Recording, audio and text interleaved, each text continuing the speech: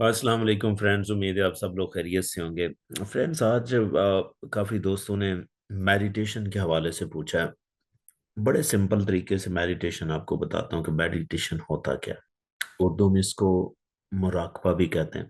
इसमें मैं आपको वीडियो में ये बताऊंगा कि मेडिटेशन क्या होता है, इसके पीछे न्यूरो साइंस के कॉन्सेप्ट क्या हैं, फायदे क्या हैं, और इसको आपने करना कैसे। तीन तरह के न्यूरो साइंस के कॉन्सेप्ट बताऊंगा और तीन आपको ऐसे टिप्स दूंगा जिससे आप अच्छा मेडिटेट कर सकते हैं, और उसकी लॉजिकल एक रीजनिंग भी दूंगा कि क्यों ऐसे होता है। पहली बात तो कि जो मेडिटेशन है ना, इनको अगर आप सादा लफ्जों में कहें कि मेडिटेशन जो है वो एक फोकस का नाम है। अगर आप कभी भी फोकस करते हैं ना, तो आप ये कह सकते हैं कि आप मेडिटेट कर रहे हैं। और जो फायदा आपको फोकस से मिलता है वही मेडिटेशन से मिलता है। देखिए, अक्सर लोग कहते हैं कि मेडिटेशन से स्ट्रेस कम होता है। अगर आप कभी किसी चीज पे गौर से आप चीजें देखें ना, फोकस करके को पढ़ाई करें, कोई भी काम करें, तो आपको वो समझ में आएगा। समझ में आएगा तो उसका सोल्यूशन जल्दी आएगा। आपको स्ट्रेस नहीं होगी, आपको टेंशन नहीं होगी, आप रिलैक्स रहेंगे। इसका मतलब है कि फोकस का जो टेक्निकल नाम आप कह लें, एक साइड से, एक पर्सपेक्टिव में, वो मेडिटेशन है। अब मेडिटेशन आपने करनी कैसे। आप फोकस कर सकते हैं किसी भी चीज के ऊपर, लेकिन सबसे जो बेहतरीन फोकस करना है ना, वो ब्रीदिंग के ऊपर आप फोकस करें, जिससे आपको एक डबल फायदा मिलता है कि आप जब मेडिटेट ब्रीदिंग के साथ कर रहे हैं तो आपको मेडिटेशन का भी फायदा मिलेगा और ब्रीदिंग का भी फायदा मिलेगा, कि जिस तरह आप ब्रीदिंग करते हैं। अब करना कैसे है आपने, अब इसके पीछे बेसिकली रीजन क्या है, लॉजिक क्या है। देखें, जब भी आप मेडिटेट करते हैं ना, यानी कि किसी भी चीज पे फोकस करते हैं, स्पेशली ब्रीदिंग के ऊपर जब आप फोकस करते हैं। अब ब्रीदिंग में आप फोकस कैसे करते हैं, फर्ज करें आपको, आप माइंडफुल होके इनहेल करते हैं, डीप इनहेल करते हैं लाइक दिस,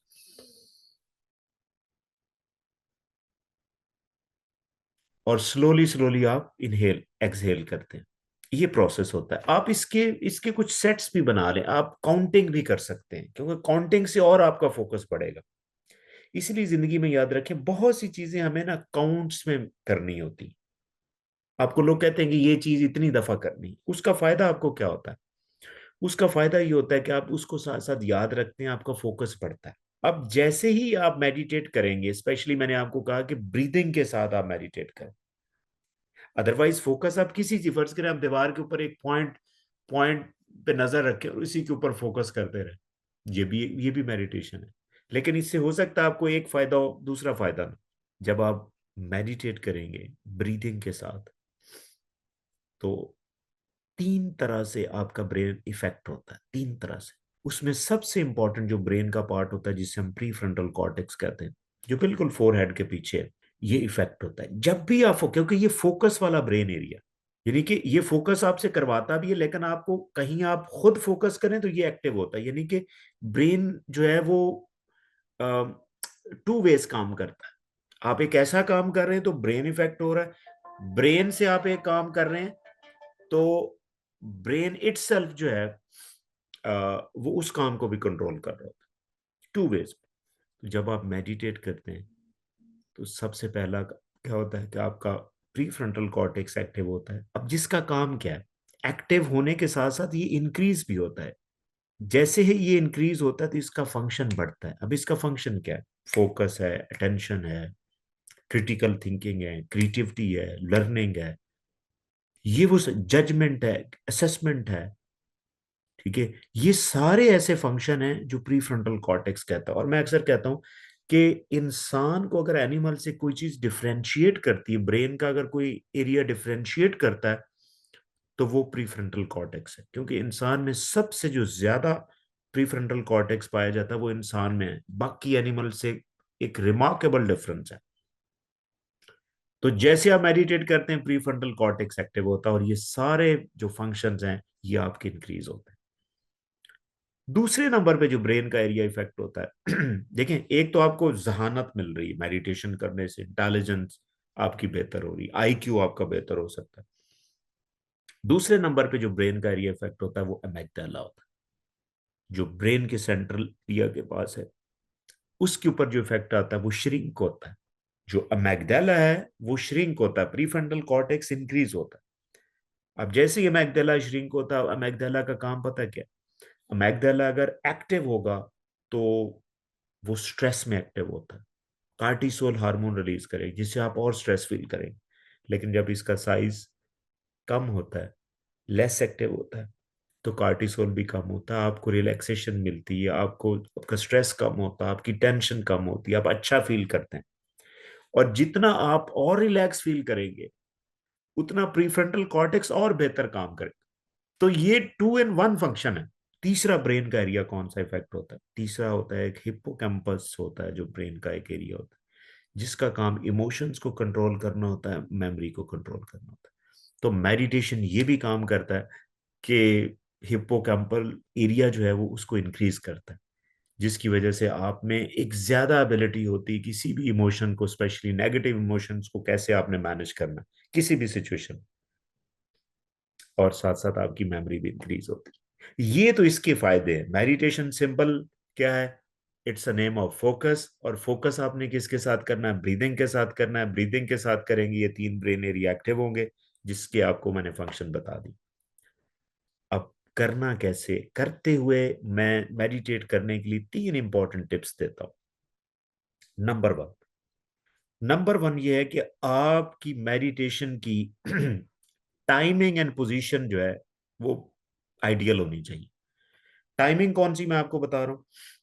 या सोने से पहले या उठने के फौरन बाद, ये 2 ट्रांजिशन वाले टाइम है। इसमें मेडिटेशन आप पहले ही कुछ मेडिटेट, आपकी जो मेंटल स्टेट है वो भी मेडिटेशन में होती। क्यों? इस टाइम आपकी जो ब्रेन वेव्स हैं वो अल्फा ब्रेन वेव्स होती हैं, क्योंकि अल्फा ब्रेन, ये जो ब्रेन वेव्स हैं ये रिदम्स में काम करती हैं।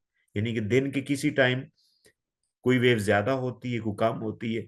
तो जो ब्रेन अल्फा, जो रिलैक्सेशन वाली ब्रेन वेव है, वो उठने की फौरी बाद आप अल्फा वेव में होते हैं और सोने से पहले आप अल्फा वेव में होते हैं।